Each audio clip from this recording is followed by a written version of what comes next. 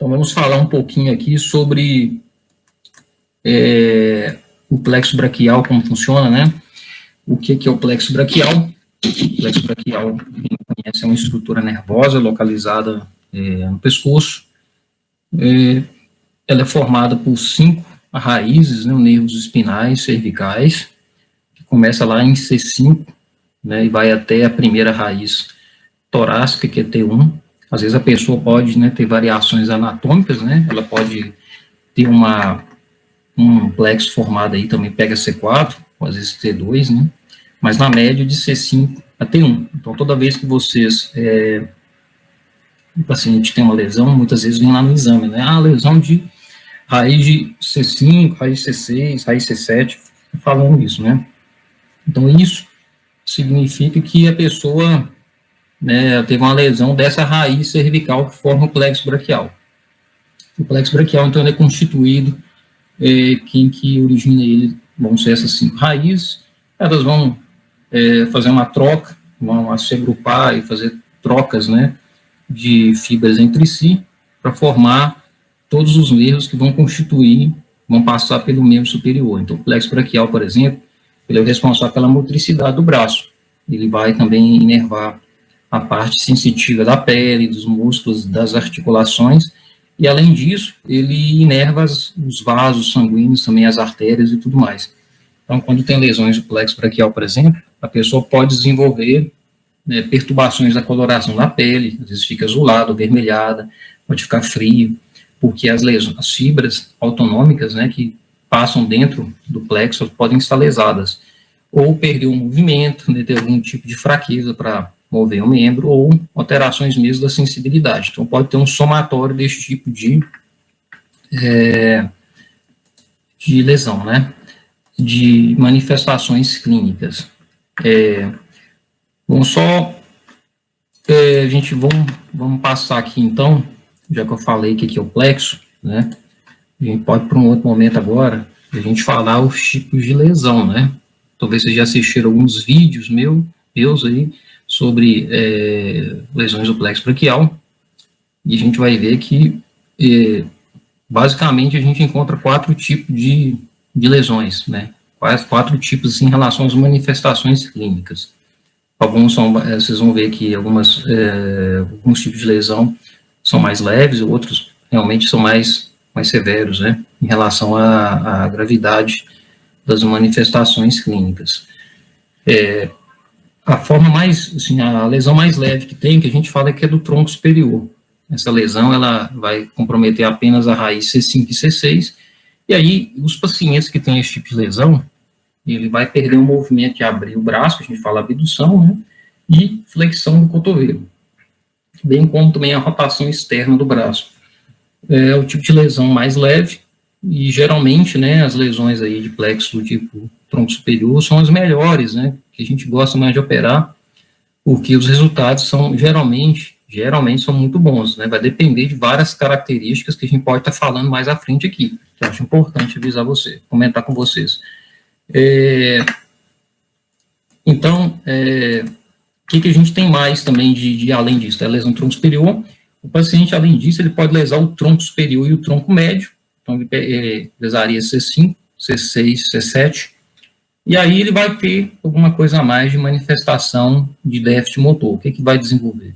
Ele vai perder esse movimento de abrir o braço, né, que a gente fala abdução, ele não vai ter a flexão do cotovelo, ele não vai conseguir fazer a rotação externa, e além disso, ele vai ter graus diferentes de dificuldade para fazer a extensão do braço. Ele não consegue, por exemplo, estender o braço, né? Ele não consegue fazer a extensão do punho, dos dedos, do polegar. Aí, esse comprometimento do tronco médio, ele é variável. Então, tem paciente que vai ter só a mão caída, tem paciente que vai ter, não consegue nem estender o cotovelo. Então, aí varia um pouco de um paciente para o outro. E a gente, então, vai ter agora um paciente que tem a lesão dos 3 troncos.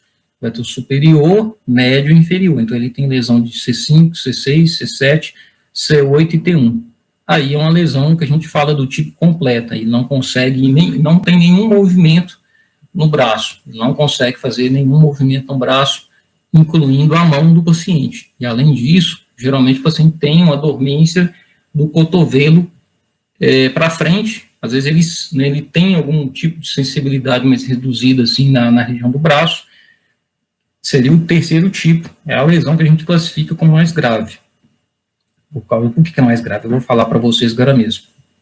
Além disso, e a gente vai ter um quarto tipo, que é raro, a gente trabalha com nervo, demora a aparecer esse paciente, que é uma lesão apenas do tronco inferior. Aí é um tipo de lesão bem rara, geralmente são pacientes que têm uma história mais de queda de altura, ele tenta, para não sofrer a queda no solo, ele se agarra a algum objeto durante a queda, por exemplo, um fio, e aí dá uma tração de tal forma que ele lesa ele só o tronco inferior, lesando tecnicamente C8 e T1. Então, nesse caso, o paciente vai ter dificuldade só na mão, a mão dele não mexe, né, ele tem uma plegia, e além disso ele tem, né, ele tem dormência na mão, a mão não sente, a mão direita, né, a sensibilidade é comprometida, né. Então, tecnicamente, a gente teria esses 4 tipos de lesão, né. E aí, o que a gente vê também? Deixa eu só ver as mensagens aqui. Vocês podem deixar as mensagens aí para a gente estar respondendo para vocês, tá bom? E deixa eu só ver aqui. Mais uma vez aqui, vamos, então, a gente falou da classificação. Aí você vai perguntar assim, Marcelo, então o que causa, né? O que você vê mais de lesão de plexo braquial lá no consultório? O que tem mais comum serão aquelas lesões por acidente de moto. Isso aí é bem comum aqui, né, no Brasil. E também conversando com colegas, né, que a gente tem sempre contato nos congressos, tanto aqui no Brasil quanto fora, tecnicamente falando, é moto. Acidente geralmente é homens, são jovens, né, são acidentes de moto, é moto que cai, moto que bate, colide com objeto fixo, moto com carro, moto com caminhão, moto com ônibus, né. Então, é a nossa realidade de cirurgia, são esses pacientes, né, são homens jovens e que são, geralmente, estão na garupa ou estão realmente pilotando a moto, né, a causa mais comum aí de lesão, né, do plexo braquial. E aí você vai perguntar, assim, alguns colegas perguntam para a gente, mas como que você sabe que tem uma lesão do plexo braquial? É simples, porque a lesão, ela já se instala no momento do acidente, né? O paciente ele já chega no pronto-socorro, já sem mexer o braço, pode ser que ele não perceba, né, que tenha uma lesão no braço, porque ele, às vezes ele teve um acidente, bateu a cabeça, ele tem um traumatismo craniano, então dessa forma ele não percebe o que está acontecendo, ele vai perceber essas coisas, e geralmente no outro dia, né, que ele já está, né, passaram os efeitos dos remédios, ele está, né, passa aquele momento de confusão inicial, ele percebe que tem alguma coisa diferente ali. Então, assim, a manifestação, ela é praticamente no momento do acidente, no momento que há um estiramento, né, do plexo braquial, que pode avulsionar as raízes, né, que a gente fala estiramento, né, o arrancamento mesmo, há uma avulsão das raízes da medula, e aí dessa forma a lesão, né, então, a manifestação é no dia. O que pode acontecer é que o paciente, se for uma lesão muito leve, nas próximas as semanas que se seguem, ele vai, pouco a pouco, recuperando, né, o movimento, né. Claro que a gente vai ver, em relação às manifestações, que a gente não vai poder esperar a vida toda, né, para dar chance para o plexo recuperar. O Eloy aqui, ele está perguntando, o Eloy é nosso colega, né, que organizou esses grupos aí, eu dou um agradecimento aí pelo espaço de estar divulgando, né, essa live, eu acho importante, né, a gente plantar essa sementinha, né, do conhecimento, compartilhar, porque a coisa melhor que acontece é o paciente chegar, né, no momento ideal para a gente estar operando e tratando, né. Então, ele pergunta aqui, doutor, avulsão, rompimento, estiramento, quais as diferenças, as gravidades da recuperação de cada um? Olha, o que pode acontecer é assim, às vezes a raiz só estira, ela estica como se fosse um elástico, né, e ela continua ainda tendo contato com a medula, e aí ela pode, né, recuperar em graus variados aí, não necessariamente só ter o estiramento é que vai recuperar, porque lá na ressonância a gente vê, né, que está inflamado, tem contato com a medula, mas não é garantia que vai recuperar. A avulsão é quando a raiz do nervo espinal ele é arrancado lá na medula, lá dentro da coluna espinal, as radículas elas são avulsionadas, elas são arrancadas, né, da medula, e aí não tem como recuperar. Esse nervo espinal ele não tem como recuperar, não regenera. E às vezes pode acontecer de romper um nervo já fora da coluna vertebral. Então o nervinho ele sai, ele tem conexão com a medula, porém logo após ele passar um forame, né, que é o orifício que comunica dentro do canal vertebral do meio externo, nesse ponto ele é avulsionado. Então na cirurgia a gente vê um pedacinho dele, né, e que a gente pode ou não, né, tá utilizando ele como um doador, né, para fazer a reconstrução do plexo, né. Então, assim, de modo geral, você ter uma avulsão da medula é mais grave. Então, o Eloy já fez essa pergunta, bem interessante. Vamos, então, agora a gente comentar como a gente faz o diagnóstico de exame. Então, clinicamente, o mais importante é o exame físico. Eu já visitei serviços, né, que a gente, às vezes o paciente chegava, né, com alguns meses de evolução, sem exame, mas fisicamente a gente consegue, né, examinar, classificar. Eu falo para vocês, assim, o que é mais importante no plexo é você examinar o paciente, um médico que tem experiência em examinar, porque o exame, a gente vai entrar na parte do exame complementar, por exemplo, a eletromiografia, ela pode ser mal feita ou pode ser bem feita.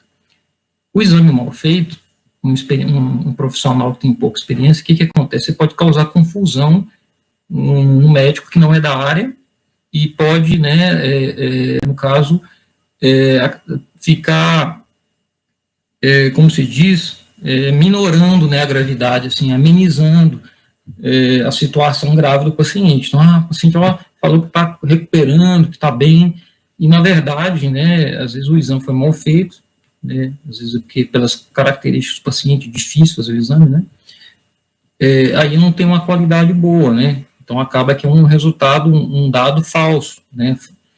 Agora, se o exame é bem feito, ele ajuda o paciente, porque ele confirma o que você está vendo ali, porque o que é mais importante é que você está vendo ali no exame físico. Dá para classificar, até eu falei para vocês agora das lesões de plexo, na hora lá a gente vê, vai ser lesão tronco superior médio, tronco inferior, completo. Então, a partir daí, a gente vai definir a cirurgia. Essa semana eu tenho um caso para operar, por exemplo, uma lesão completa. Eu já sei, examinando o paciente, é uma lesão completa, já sei mais ou menos o que a gente vai fazer lá. Então, se o exame que a gente pede, um deles é a eletromiografia, tem que tomar cuidado, por quê? Porque o exame não pode ser feito nas primeiras 3 semanas, porque nas primeiras 3 semanas, o que acontece? Como o nervo ainda não degenerou completamente, tem um vídeo falando sobre degeneração valeriana, depois vocês podem ver, aí o que acontece? É um resultado falso também, né? Porque se você estimular um nervo distalmente, o nervo que está avulsionado, ele vai ainda ter contração.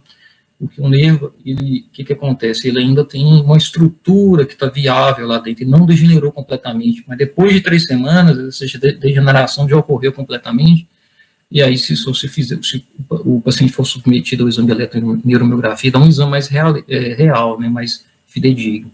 Então, assim, a eletroneuro, ela deve ser feita só apenas 3 semanas, no mínimo 3 semanas, do evento traumático que levou a lesão do plexo. Agora, o exame que dá para fazer nas horas subsequentes, ou poucos dias, é a ressonância magnética do plexo braquial.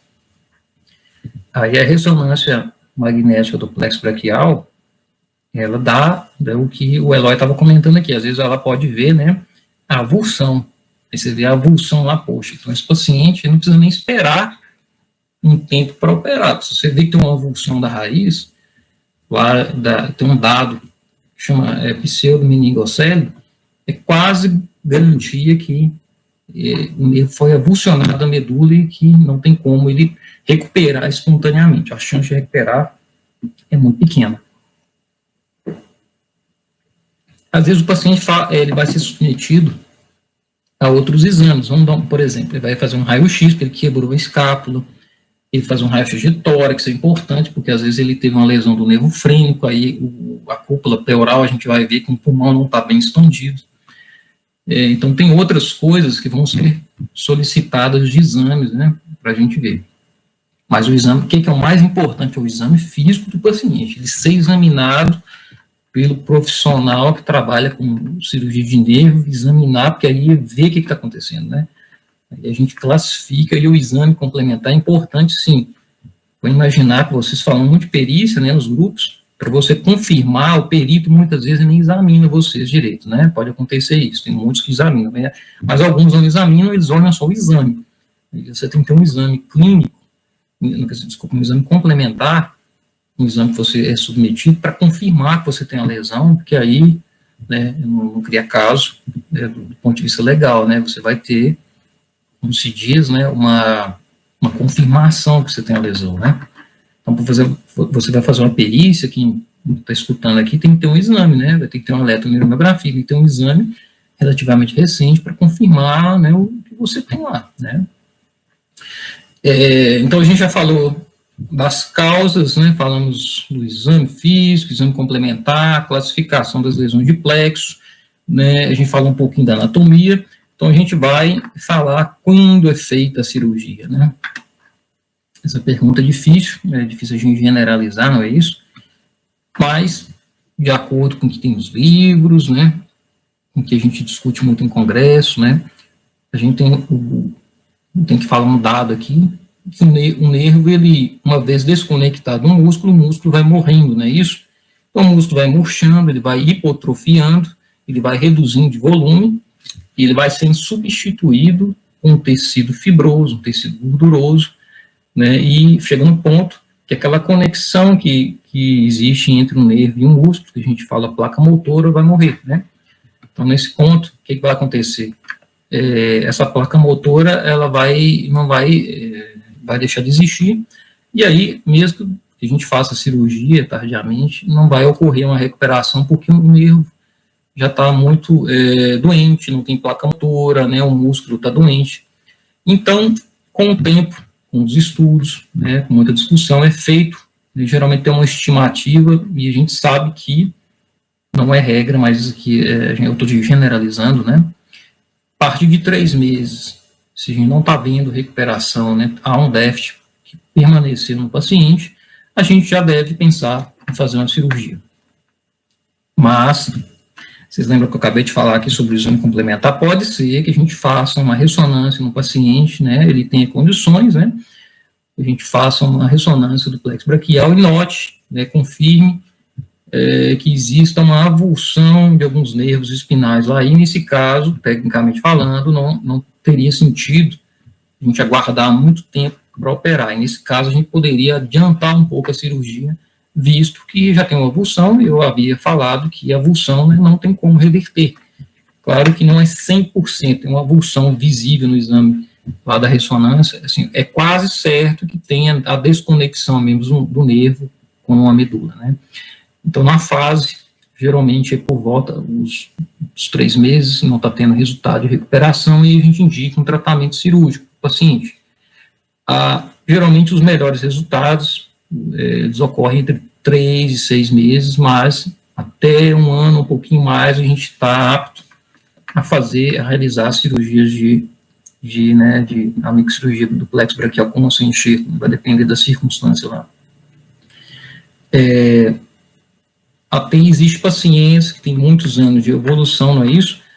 Vamos imaginar um paciente que tenha 2 anos de evolução. Essas técnicas mais comuns, tem um vídeo meu que fala sobre isso, né? Tratamento tardio. A gente não tem como realizar essas cirurgias da fase aguda para esse paciente. Aí a gente vai ter que lançar a mão de outras cirurgias mais complexas, mais laboriosas, mais demoradas, difíceis de serem realizadas, né, para esse paciente. É diferente, a gente pode falar isso aqui em um outro momento dessa live. A cirurgia evoluiu muito ao longo do tempo, né, a gente está nesse tópico, então, do tratamento, ela evoluiu muito. O que eu via no congresso há 10 anos já é diferente de hoje, a gente já tem algumas coisas bem sedimentadas, né, para o tratamento, especialmente dos pacientes com as lesões do tronco superior. Para paciente com lesão completa, a gente tem algumas ideias já mais sedimentadas, porém, cada profissional tem uma técnica um pouco diferente uma da outra. Não é que está errada, porque não existe consenso, existem poucos estudos, a gente tem estudos científicos que comparem os resultados de grande número de pacientes para ver qual técnica que é melhor, mas os pacientes são diferentes. Você pega um paciente, por exemplo, brasileiro, um paciente asiático, é diferente de um paciente alemão. Tem um colega nosso, né, da Argentina, eu estive com ele fazendo um curso, que é o Sokolovski, ele tem um trabalho mostrando que a população é diferente. Por exemplo, você pega um paciente alemão, ele é maior, tem um porte físico maior, ele tem um IMC, né, tem um índice de massa corpórea maior. Então, isso aí influencia. Você pega um asiático, por exemplo, ele é magrinho, braço fininho, leve, então ele recupera de uma forma diferente da gente. Tem vários fatores que vão influenciar na cirurgia. Se o paciente fuma, a idade do paciente, se ele tem diabetes, se ele faz uma boa fisioterapia ou não, sabe? O tempo que ele vai operar, né? O tipo de acidente, por exemplo, tem acidente que o paciente tem a lesão de Plaquenil, tem uma lesão no cérebro, ele tem uma lesão da escápula, tem uma lesão do braço, então isso aí vai afetar o resultado do paciente, né? Então tem que levar isso aí em consideração também, né? Então vamos falar, o paciente tem uma lesão do tronco superior, o que tem sido feito hoje, que é mais ou menos assim, aceito, né, e bem difundido, né, entre os grupos? Realizar a cirurgia de Obermann, né, que é a cirurgia que pega fascículos motores lá do nervo ulnar, que especialmente faz a flexão do punho, porque a gente tem mais de um músculo que faz a flexão do punho, aí a gente sacrifica esses nervos que vão para o flexor naducar e a gente transfere para o bíceps, né, para o ramo do bíceps, para o paciente em algum tempo fletir, né, o cotovelo. Essa técnica tem sido modificada um pouquinho, às vezes ela o paciente também recebe fibras do nervo mediano para o braquial, para o paciente ainda ganhar mais força, é uma técnica bem aceita. Os resultados são bons, aí em torno de beirando 80%, vai depender do profissional, não é 100%, não existe técnica 100%, né, mas os resultados são muito bons, geralmente uma técnica bem feita, por volta de 4, 5 meses a gente vai começar a ter algum tipo de resultado. Claro que não tem como a gente generalizar, cada paciente de um jeito, né. Então, para isso aí, para ganhar a flexão do cotovelo. Para a abdução do braço, né, do ombro, a gente usa transferências, né, que transferem o nervo acessório, que faz o movimento do trapézio, né, o trapézio contrai, levanta o ombro, a gente transfere fibras que vão para o trapézio, que é o nervo acessório espinal, para o supraescapular. E aí o paciente, com o tempo, ele ganha abdução do braço e um pouco de rotação externa também. E além disso, pode utilizar fibras que vão para o tríceps, se o paciente tem um tríceps bom, né? Para o deltoide, né? Para o nervo que vai inervar esse músculo, que chama deltoide aqui do ombro, o nervo axilar, então a gente faz a transferência do ramo do tríceps para axilar. Então, junto, faz 2 cirurgias só para o ombro. Os resultados são muito bons, de modo geral, para isso, né? Para ganhar o ombro. Quando tem a lesão também do tronco médio, né? Tem alguns colegas que a gente pode estar fazendo a reconstrução do plexo aqui, né? Vai tentar reconstruir, transferir algum tipo de fibra, né, para uma parte do tronco superior com o intuito de ganhar, né, alguma coisa do tríceps. Tem gente que faz a transferência miotendinosa, eu faço também para ganhar alguma coisa do punho, dos dedos, de extensão, é bem interessante também, sabe? E por fim, vamos falar, né, que a dificuldade das lesões completas, né? Lesão completa, e o que acontece quando fala completa, porque não tem, muitas vezes, você vai acessar o plexo braquial do paciente, a gente encontra 2 nervos espinais, né, viáveis ou 1, né, e que não são muitas vezes confiáveis, eles são muito machucados, muito fibrosados, né. Pode ser que você faça, né, a conexão desse nervinho que sobrou para o nervo que o outro nerval vai querer inervar algum músculo, e o que acontece? Essas fibras não são muito boas, não são muito confiáveis, né. Então, tenho usado, estou só falando só um comentário, né, a gente, mais uma vez falando, as lesões completas ainda não tem consenso ainda, né, cada profissional tem, né, as suas técnicas que ele tem mais predileção, né, que tem um resultado melhor. Então, muitas vezes, ele pode utilizar, né, essa raiz viável para algum alvo que ele vai querer reinervar para ganhar o bíceps, por exemplo, vai inervar um músculo cutâneo. Ele pode usar o acessório, que eu havia falado, né, acessório espinal para ganhar o ombro, fazer a neurotização, quer dizer, transfere fibras do acessório para o subescapular para ganhar o ombro. Tem colegas que usam o frênico, né, eu faço também resultado, que é um músculo da respiração, para ele ganhar o bíceps, resultado geralmente em torno de 80%. Tem colega que usa intercostal, né, que vai retirar nervos que vão para os músculos aqui da costela, e aí conecta com o bíceps, né, com o músculo cutâneo que vai para o bíceps. Então tem uma quantidade muito grande, mas o que a gente sabe, infelizmente, a mão, né, a gente parou na técnica até o cotovelo, porém a gente não tem técnicas ainda muito boas para ganhar o movimento da mão, sabe? Pode acontecer que o paciente ele recupere espontaneamente a mão durante o tempo, mas técnicas assim que são difundidas, muito conhecidas, com resultados bons assim para a mão, não tem, né? Então vamos ver aqui o que tem feito cada vez menos para o plexo. É só neurolizar, né? Mexer aqui no plexo, tirar a fibrose e não fazer mais nada. Isso aí, no passado foi isso, né? Mas hoje, atualmente, não se usa só tirar a fibrose, né, ali do plexo e tudo mais, né? A gente faz muito mais coisa do que só descomprimir o plexo do paciente, né? A fibrose que tem aqui, a lesão, né? A cirurgia ela é mais elaborada, uma cirurgia mais, né, complexa, né? Então, a cirurgia, hoje, vocês vão ver muito, chama neurotização ou transferência nervosa, que é uma coisa só, que a gente pegar um nervo que está bom, saudável, sem fibrose, e a gente conectar um nervo que está já perto do músculo, está entrando no músculo para reinervar o músculo, é o que a gente faz, longe lá da área de fibrose. O que, assim, quando a gente vai operar um plexo, parece que que tem uma cola em cima do plexo do paciente ali. Há uma fibrose, né, que é dura, um tecido duro, que muitas vezes nem sangra tanto no local que ali. E aí a gente tem dificuldade, tem que reconhecer, né, o que é tecido normal, tecido que está doente.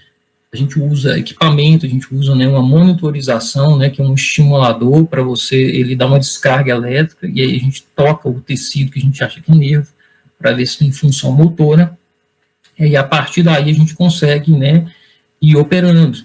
Quem não conhece, são cirurgias longas, né, cirurgia de plexo, uma cirurgia de plexo, ela pode durar muitas horas mesmo, durar, né, muitas vezes mais de 7 horas, assim, facilmente, dependendo, né, do que o paciente tem, né, de demanda ali, na hora da cirurgia. Só lembrando, né, que vocês falam que, às vezes, um colega, um médico, vai falar, vai ter que tirar um enxerto. O que é isso? É porque se você faz na neurotização que eu falei, você tem um nervo, o nervo, ele, às vezes, ele é compridinho, né, e ele já conecta direto com o nervo que vai receber. Não precisa colocar nada no meio, porque ele está bem próximo. E a sutura é feita com um fio, né, é um fio igual fio de cabelo, de criança, muito fina mesmo. 10 zeros que a gente fala, a gente tem que usar uma lupa ou um microscópio para operar, porque às vezes ele cai no campo, você não encontra, ele desaparece mesmo, ele é minúsculo mesmo. Como se diz, é o tamanho da cabeça do mosquito, daquele pequeno, né? Um mosquitinho muito pequenininho mesmo. Então, ó, tem que usar uma lupa, são pinças muito pequenininhas, né? Então, assim, mas tem hora que o nervo está longe. Você tem um nervo que está aqui, outro que está aqui, tem um intervalo de centímetros de distância. E aí a gente vai ter que usar alguma coisa para fazer a conexão com o nervo, para as fibras sair do nervo que está bom, para chegar no nervo que está doente. Então a gente usa um pedaço de enxerto, que é um nervo que você pode sacrificar, geralmente um nervo sural na perna, né, do paciente. E aí esse nervo sural, ele pode ser retirado, não acarreta nenhum problema no paciente para ele andar. É um nervo sensitivo, né, ele não inerva nada, nenhum músculo do pé do paciente. Você pode retirar, o que pode acontecer, fica uma cicatrizinha, geralmente a gente consegue retirar até com 3 incisões bem pequenininhas, né? Aí ele dá um enxerto grande, né? Dá 1,5 palmo, mais ou menos assim, até uns 30 centímetros, vai depender do tamanho do paciente, né? E ele é um melhor enxerto, é um enxerto bom de suturar, né? Podemos usar outros também, que são presentes no braço, porém eles são mais finos, né? Eles não são tão legais para trabalhar, porque o sural é mais grosso, né? Então, aí, se é mais grosso, entra mais fibra para chegar no seu nervo que está precisando receber, né? Na verdade, então isso aí que a gente quer, né? Então, algumas cirurgias, especialmente daqueles pacientes com lesões complexo braquial do tipo completo, a gente tem que usar um enxerto, não tem como operar sem usar enxerto, é muito difícil, entendeu? Geralmente a gente vai ter que usar, especialmente para o bíceps, você vai conectar algum nervo que está aqui, ou frênico, ou acessório que está aqui, lá para o bíceps, é longe, então não tem como, a gente não pode esticar o nervo, né? Não é um elástico, você vai usar então, um enxerto, vai conectar aqui com o uso da lupa, com o microscópio, e vai, né? Depois de muito tempo vai crescer. Então vamos deixa eu só ver aqui algumas coisas aqui interessantes aqui, que eu tenho que falar para vocês, sobre a cirurgia tardia, né? O que é isso? Poxa, então quer dizer que então eu tenho que operar na fase aguda e acabou, não tem mais nada para fazer. Não, tem sim. Vamos imaginar que eu recebo um paciente hoje com uma lesão do plexo braquial e ele não consegue, ele tem a mão boa, né? Ele tem uma lesão do tronco superior, vamos imaginar um caso assim, né? Só tem 2 anos de evolução, né? Ele recuperou a mão, tá bem, mas tem punho, mas não tem flexão do cotovelo, não levanta o ombro, né? Então tem algumas coisas que podem ser feitas tardiamente. Uma delas, né, que já é feita há um tempo, né, que é você retirar um músculo da perna, que chama grácio, um músculo que a gente pode retirar, não vai fazer nenhum dano assim, para o paciente, para mover a perna, não. Ele é uma peça, ele é um músculo, não é tão grande, ele tem um formato, né, parece uma fita assim, ele lembra um pouco o tamanho do bíceps, e no pé a gente vai retirar ele inteiro, né? A gente vai preservar as veias que entram nele, que estão saindo dele, uma arteríola e o nervo que vai até ele. Então a gente vai cortar, enquanto isso antes já é preparado essa região do braço, é identificada a artéria que veio aqui nessa região, e esse músculo é implantado aqui e é feito então, né, uma sutura das veias, das artérias e do nervo, bem aqui para tirar um músculo saudável para substituir o movimento do bíceps. É uma cirurgia bem grande, longa. O paciente, para você ter ideia, tem que tomar uma AS, né, para não trombosar, né, por sangue não coagular dentro dessa artéria. Então, é uma cirurgia longa, difícil, tecnicamente falando, mas às vezes tem resultados interessantes para pacientes, né, que têm lesões antigas, né.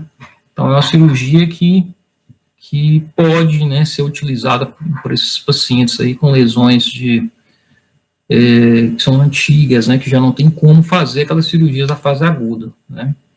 Então, a técnica é essa, né. Existe uma artrodese escápulo-humeral, geralmente um ortopedista que faz, que ele fixa uma barra, uma haste, na escápula com o húmero, aí o paciente, quando ele levanta o ombro, ele consegue fazer um pouco de abdução do ombro, né? Só que aí, qual que é o problema? Ele vai ganhar um pouco, né, essa abdução, porém ele nunca mais vai dobrar o braço, o braço, né, ele vai ficar fixo no ombro, porque tem uma prótese segurando, né? Eu não tenho experiência, né, com essa parte de artrodese escápulo-humeral, eu vejo resultados interessantes, especialmente em congresso, é uma cirurgia que pode ser feita, né? Uma outra opção é cortar aqui o trapézio, uma tira desse músculo, ele é suturado, né, no braço do paciente, o paciente fica com a órtese assim algumas semanas, depois quando ele contrai o trapézio, ele ganha um pouco de movimento de abdução do braço. Isso aí poderia ser feito mais tardiamente, é bem interessante, né? Existem outros, pode fazer a rotação de músculo, do peitoral, se o peitoral do paciente é bom, para o bíceps, né? Existe o grande dorsal, pode ser feito também. Existem outras técnicas que podem ser feitas, né? Mas só lembrando, né, os resultados são mais geralmente são cirurgias maiores, os resultados não podem ser tão bons, muitas vezes não é tão interessantes como aqueles resultados que a gente vê da cirurgia na fase aguda. Então, assim, a cirurgia, o que é ideal mesmo é o paciente chegar no tempo certo, né, para a gente operar. E aí a gente fica mais, o cirurgião de nervo, ele fica confortável para usar a técnica, né, que realmente tem um resultado bom para o paciente, né.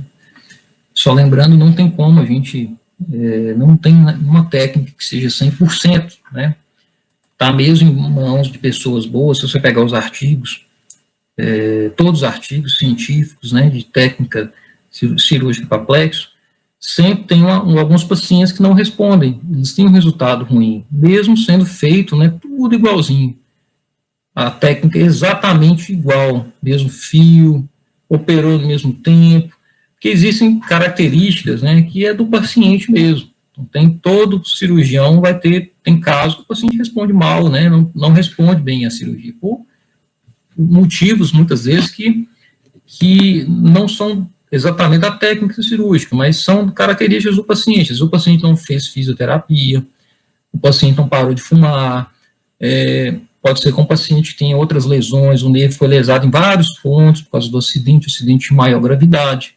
Então, tem várias características, né, do paciente que vão interferir no resultado, né. O resultado não é só o médico operando, né, tem resultados que tem características, né, fatores que são do paciente, são circunstanciais ali do paciente mesmo.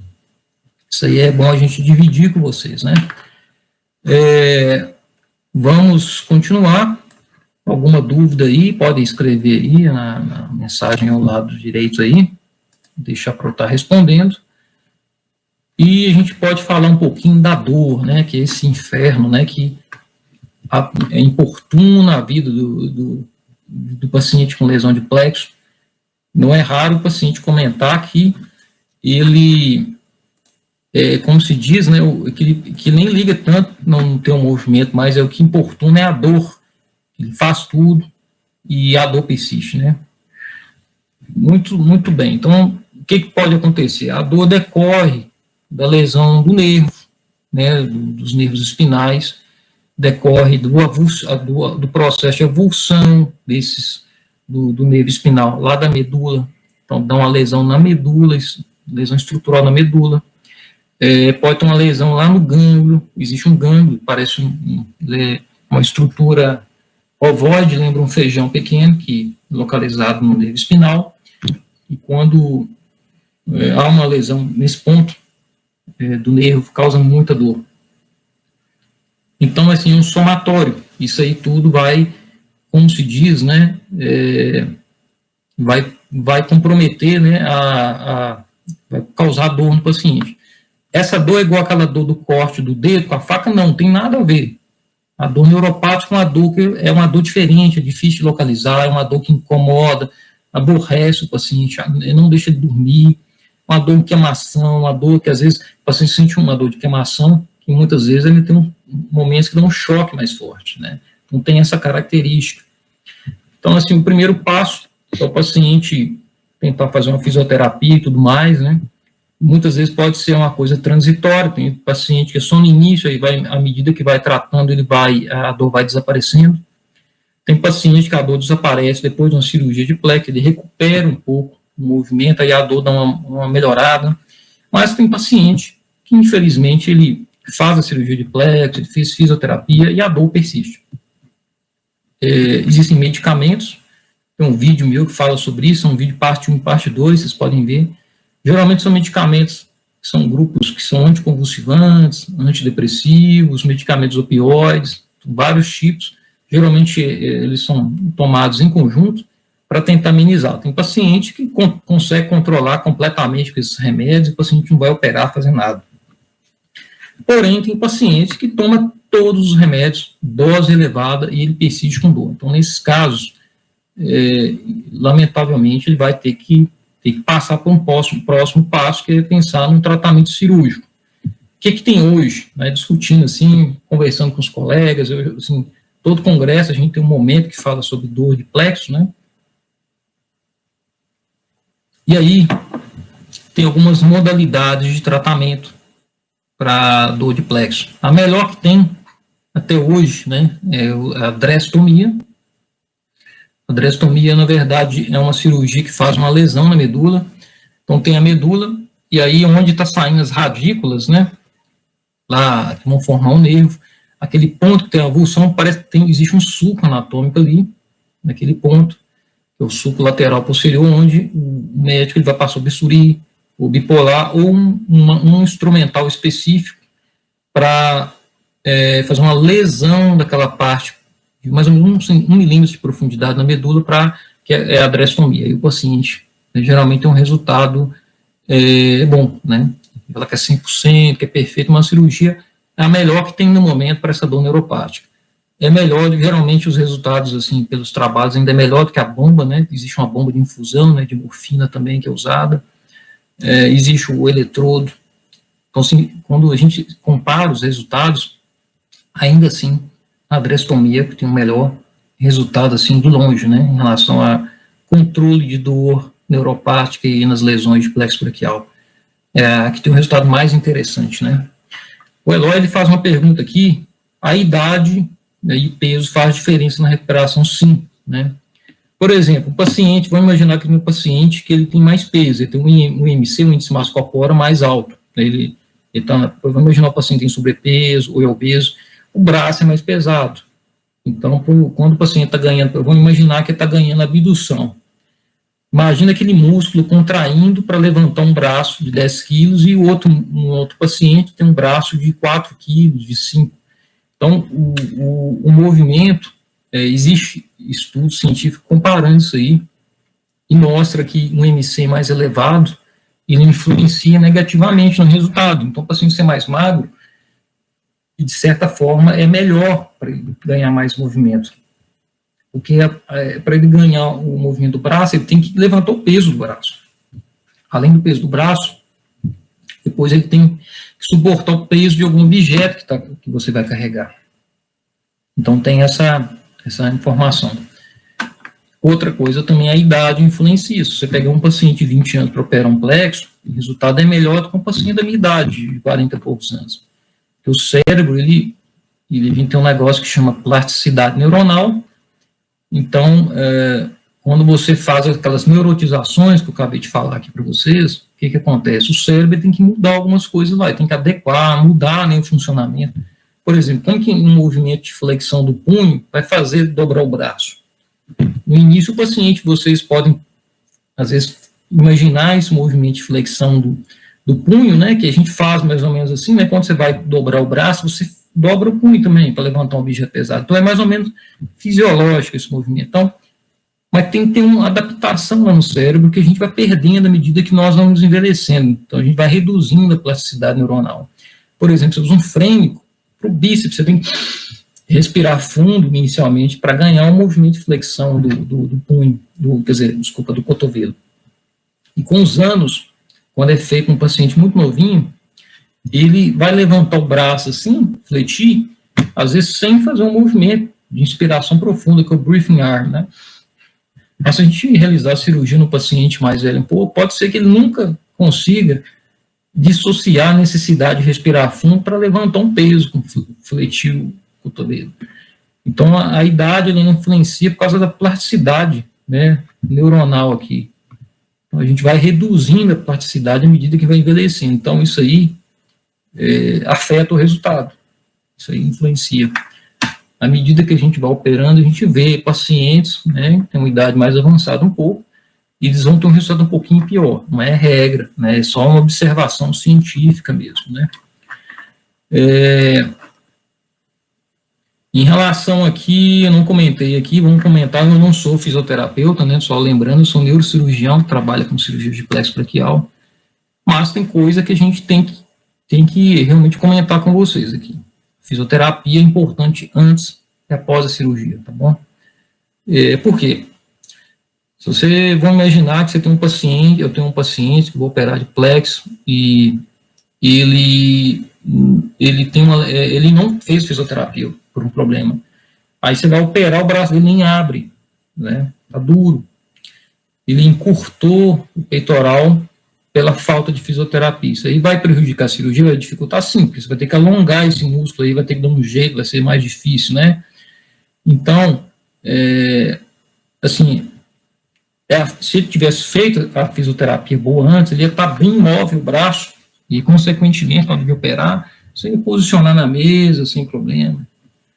E, além disso, o paciente sente menos dor, fazendo uma boa fisioterapia antes da cirurgia, ele sente melhor, ele tem até a parte mesmo assim, mental é melhor. Né?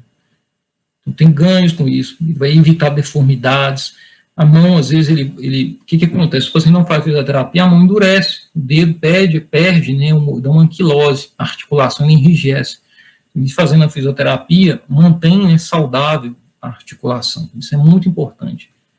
É muito importante. Então, até ele ganhar um movimento, vai imaginar que se opera, aí a articulação está boa. Imagina se você faz a cirurgia, e aí o que acontece? O braço está duro, vai contrair, mas não vai contrair, o músculo contrai, porém a articulação não mexe, porque ela perdeu a mobilidade por causa da falta de fisioterapia, né? Não fez, endureceu. Né? Então isso é muito importante. Outra coisa também, eu tenho paciente que se opera, e aí ele fala que na fisioterapia só bota um aparelho, que fica dando choque, alguma coisa assim, e aí nem toca no paciente, o paciente não faz mais nada. Então assim, vamos imaginar que você opera um ombro, e você quer fazer esse movimento aqui, ganhar. Então na fisioterapia, o fisioterapeuta teria que trabalhar esse movimento aqui, de abdução do braço.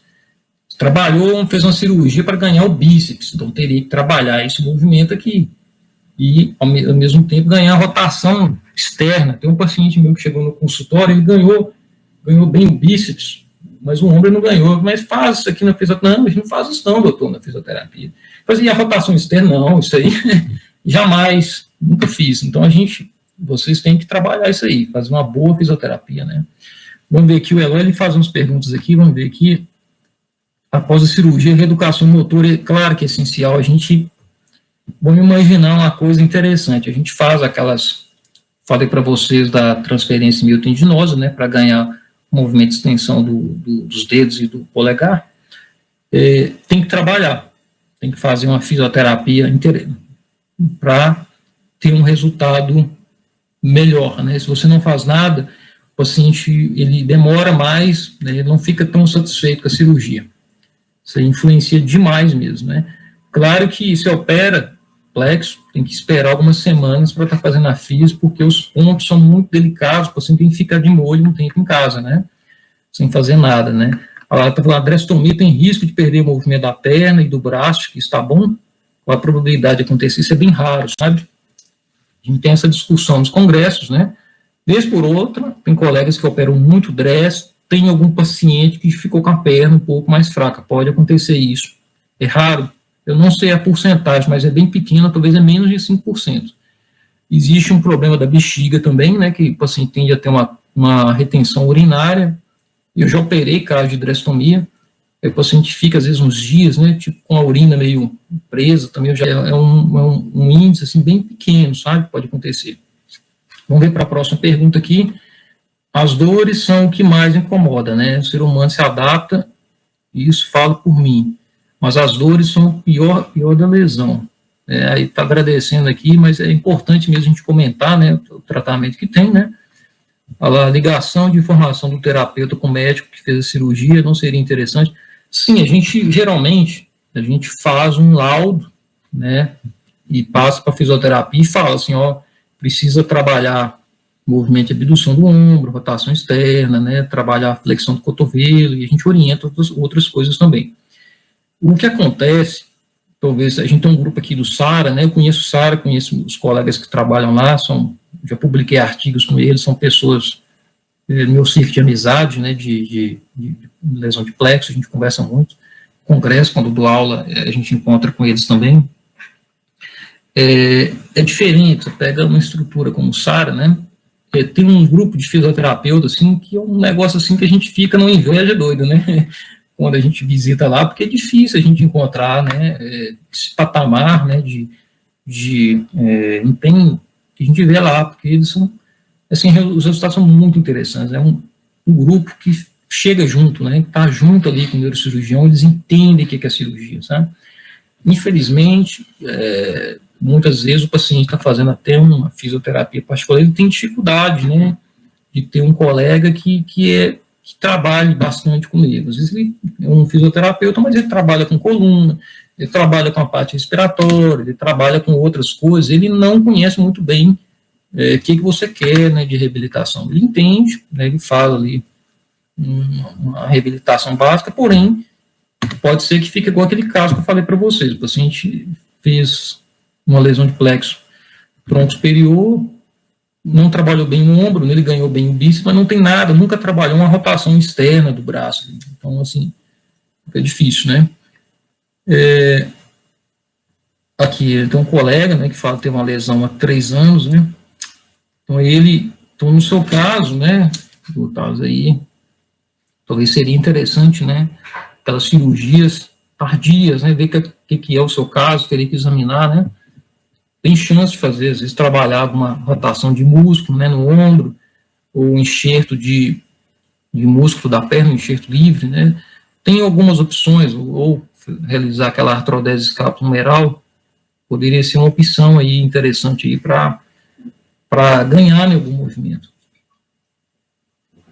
Tem casos que a gente faz, casos tardios, não comentei, né, e às vezes faz uma neurolise, o paciente ele ganhou um pouco de movimento, né, espontaneamente. Vou imaginar que tenhamos um paciente aqui, que vocês estão assistindo, né, alguém que ele não fez a cirurgia, porém ganhou um pouco de movimento e não quer perder aquele movimento, né. Você pode fazer uma neurolise, pode fazer uma descompressão ali do plexo, né, e ganhar um pouco de movimento, que tira a fibrose e tudo mais. Às vezes o músculo está vivo, está precisando de receber mais algumas fibras. Então aqui está falando que operou, né, com o Márcio. Até publiquei um artigo de túnel do Tássico, e o Márcio é excelente, é um cara nota 10 de plexo, sabe? Ainda bem que você caiu em boas mãos aí, né, colega? Bom demais, né? E provavelmente esse resultado vai ser muito bom, aqui ele tem muita experiência, né? Então, gente, acho que a gente tem mais uns 10 minutinhos aqui para a gente, alguma outra dúvida também, que eu falei bastante aqui de plexo, né? Acho que é o que os grupos, né, que participam, boa parte gostam muito de falar de plexo, né?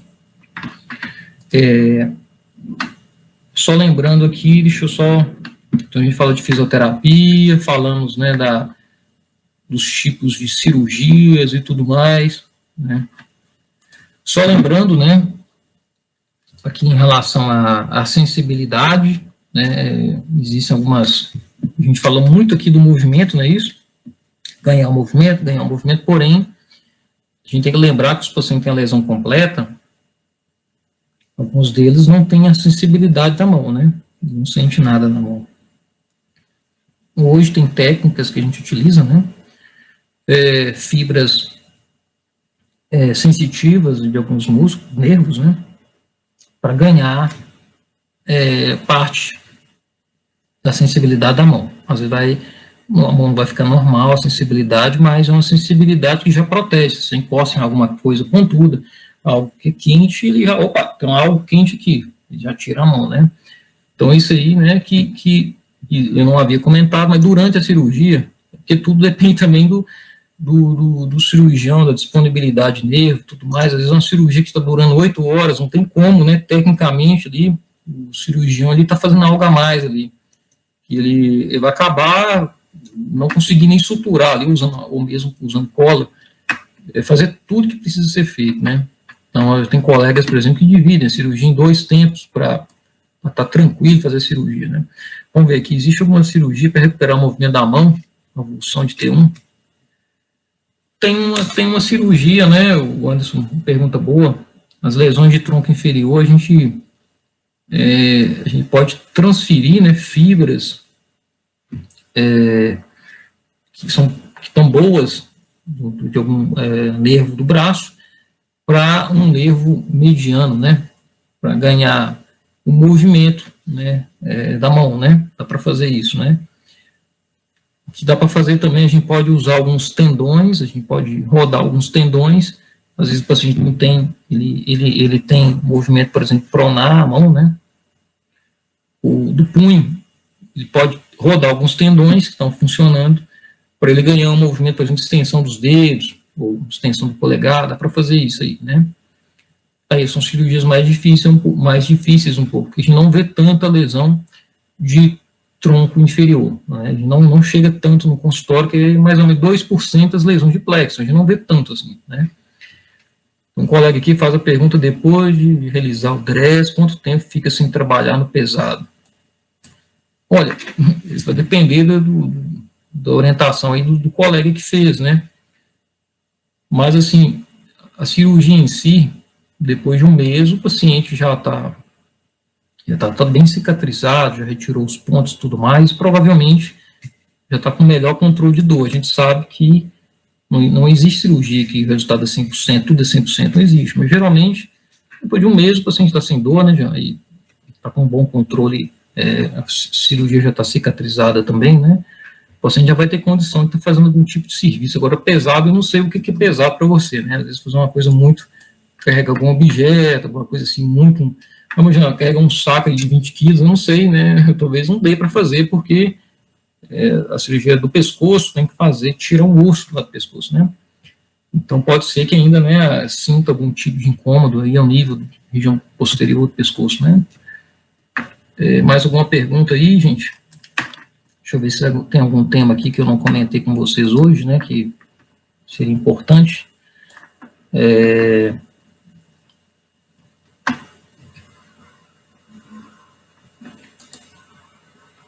Em relação ao uso da tipóia, né, vou imaginar que vocês tenham dúvida de usar uma tipóia, tem que usar a tipóia o tempo todo, não tem? Ah, estou sem movimento no braço, vou usar a tipóia. Na verdade, a tipóia, ela, no início, você está com dor no braço, ela poderia ser utilizada, não vejo uma motivação para você não usar. Mas se o paciente, né, ele não está sentindo dor para deixar o braço, né, que está sem movimento, assim, sem a tipóia, a gente vê que não é interessante usar a tipóia. Por quê? Se você ficar muito tempo com o braço, por exemplo, fletido, vai endurecer a articulação, vai dar um enrijecimento que não é bem-vindo, né? Então, não tem sentido o paciente ele ficar 24 horas utilizando a tipóia, sai na rua, tá com a tipóia, né? O que pode até prejudicar, vai endurecer a articulação. Agora, se ele operou, quando a gente opera, faz uma neurotização, o paciente tem que ficar com a tipóia uns dias, né? Porque a gente conversou, né? E a gente usa um fio muito delicado, né? Cirurgia muito delicada. Então, a gente tem que esperar o organismo formar uma fibrose, uma ponte que una os dois nervos, né? E aí, dessa forma, ter segurança para você estar liberando o braço. Você faz uma cirurgia de Oberlin, tem que ficar com a tipóia aí 3 semanas aí, quietinho, né? Não dá para fazer um movimento brusco, levar alguma pancada lá que você vai perder a cirurgia, né? Então, tem isso, cuidado. Mas usar sem necessidade o tempo todo não tem sentido. Então, vamos para a última pergunta aqui. A robótica, né? Como está a evolução, o custo ainda muito elevado? Olha, Eloy, eu participo de todos os congressos de cirurgia de nervo aqui do Brasil, alguns fora do Brasil também, né? E é uma coisa muito ainda fora da nossa realidade, sabe, Eloy? Eu não tenho nenhum colega aqui no Brasil que implantou, né, uma mão biônica, alguma coisa assim, sabe? E isso é uma coisa meio experimental. E no momento eu nem sei que país que está utilizando, eu sei que tem alguns estudos, né, internacionais que fizeram, mas são provavelmente estudos muito pequenos, né, número reduzido de pacientes. Mas eu acredito que seja, sim, uma saída, né, para o problema da mão, né, porque as lesões de plexo do tipo total, por mais que a gente pesquise e publique, a gente ainda esbarra, né, não consegue realizar uma cirurgia, né, fazer algo que possa recuperar. Que além da sensibilidade, o movimento fino da mão, a gente não consegue. Você pode ganhar, às vezes, um movimento, as lesões de tronco inferior, uma flexão que, às vezes, ela é só visível. Mas o paciente, por exemplo, não consegue segurar um celular, segurar um objeto, entendeu? não tem esse movimento fino de pinça, né? A gente não consegue isso, né? Mas eu acredito, talvez, em um tempo médio prazo, né, seja uma coisa mais presente, né, no nosso dia a dia. Mas eu não tenho experiência, que no Brasil, até onde eu sei, acho que não tem ninguém que está fazendo, sabe? Provavelmente algum grande centro vai ter, né, vai ter algum apoio governamental, algo assim, de pesquisa para começar. Então, gostaria de agradecer todos vocês que estiveram aqui, né, presentes, ao vivo, né, as perguntas são muito pertinentes, e o meu objetivo é compartilhar com vocês o que é bom, né, que é conhecimento para ajudar, porque a coisa mais triste que tem é chegar um paciente tarde para a gente operar, desinformado, sem fazer fisioterapia, né, e isso aí prejudica, né, o resultado dele, né.